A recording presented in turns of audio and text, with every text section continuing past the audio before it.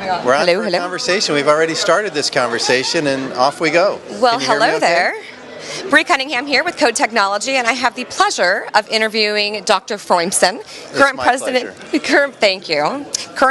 of AAHKS, with an amazing background in innovation and just a real thought leader. And this conference is always fantastic.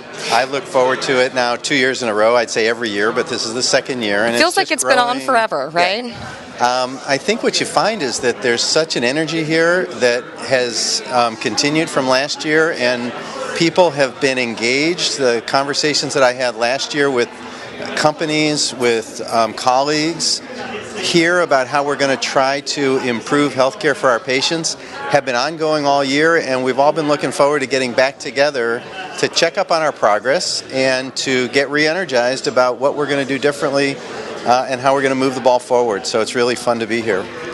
The amount of productivity from those startups was incredible, so that was exciting to get their stories. Yeah, I think it's a testament to this model, which is to get companies, get innovators, get entrepreneurs together with end users and clinicians and decision makers, and really accelerate not only the development of good products, and we know that the innovators are out there developing products like crazy, and there's no shortage of innovation.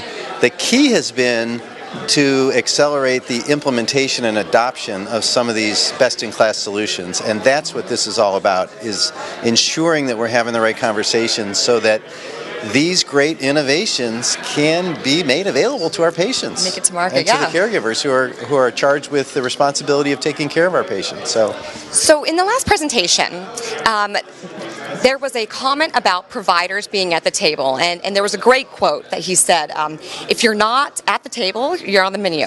Or if you're not, is that right? Something along those lines. If you're not at the table, you're on the menu. And with providers at AAHKS, you really do a great job of working with the payers to not be eaten. Yes. Can you tell me a little bit about that and the work that you guys do? I like the imagery, but so what I think you're really getting at is that we have decided not to bemoan the changes that are going on in healthcare, but to rather embrace the opportunity to provide leadership. And so hip and knee surgeons have been in the crosshairs of payers, of the government, because what we do is growing in volume, is growing in what they would refer to as cost. I mean, a lot of people want what we have to offer. They need joint replacements. They have bad hips, bad knees, bad shoulders, and we can fix them. And what happens when you have an increasing volume of procedures is somebody has to pay for it. It's a cost to society. What we have found, however, is that as we get to have conversations with payers, with the industry, with government, we can have a meaningful conversation that says, look, this is not a cost center. This is actually providing value to patients, and let us show you how. Let us show you what the outcomes look like. Let us show you the improved independence of our patients after we've taken care of them, the patient satisfaction. So we know that change has to occur. We have to become more efficient. We have to remain patient-centric.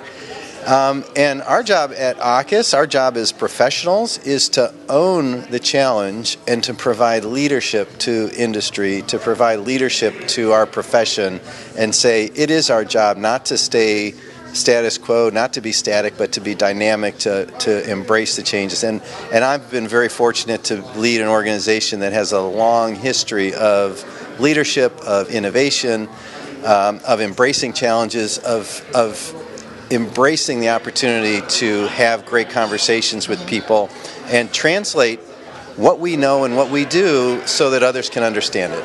And it's been a pleasure. But back to your point, we know, I don't like the imagery of being on the table or being on the menu, but the fact is that we know we have, as professionals, a responsibility to be leaders.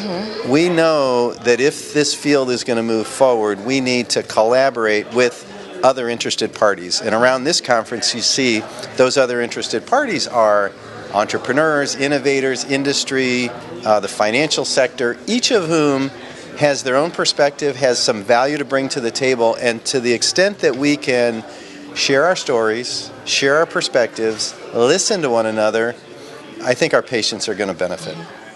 You know, there was a lot of talk about physician burnout, too. So, do you see that a lot with being at the table, giving a surgeon one more task, right? They want to take care of their patients. They're in the OR. They're documenting 2 hours for every 1 hour they're in clinic. And now they need to go to more meetings? How does AAHKS address that? Or what do you guys say? So I think that the physician stress issue is real. I mean, let's be honest. I don't think it's any surprise that when a patient comes to you with their challenging problems and they're looking to you with the trust that they have, you're taking on a significant amount of responsibility. And there's an inherent stress to being a physician, to being a surgeon. You own, with the patient, that problem.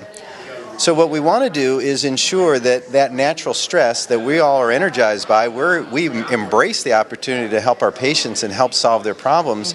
We want to remove the obstacles that can get in the way of that physician-patient relationship. And I think what you're hearing from physicians is not about burnout so much or about the fact, anything to do with anything other than they want to embrace the opportunity to take care of their patients. What they're telling you is oftentimes well-intended parties, whether it's the government, whether it's industry, whether it's innovators, are putting obstacles in the way, and that the technology that's been introduced isn't always a facilitator of the physician-patient conversation.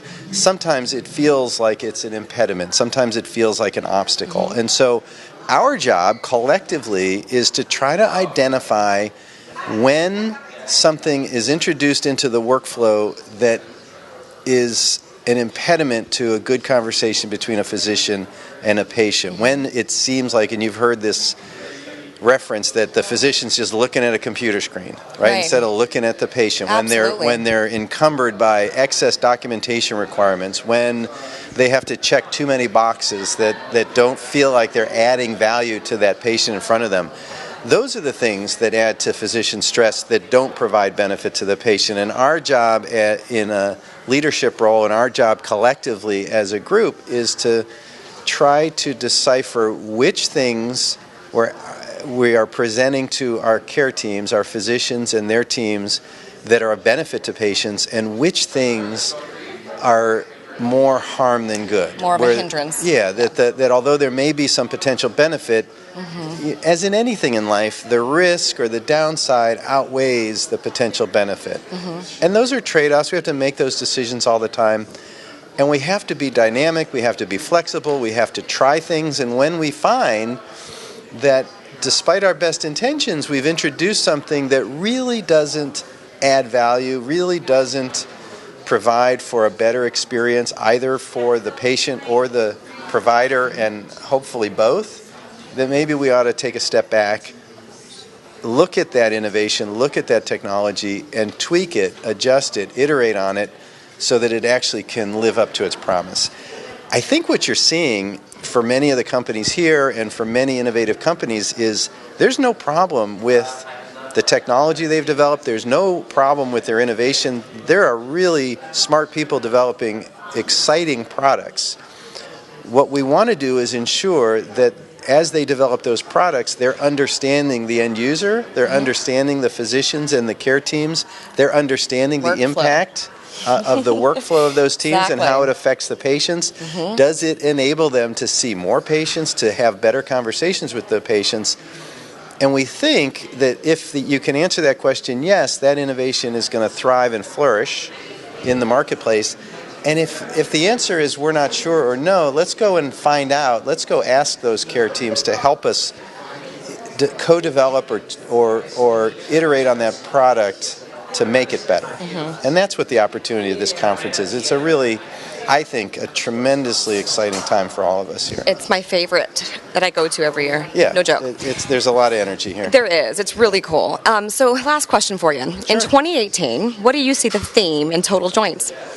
So I think there's no question that people are starting to understand the principles behind joint replacement and behind recovery. And when I say people, I'm saying providers, patients, payers. And so it's starting to allow us to reimagine the way we deliver joint replacement care.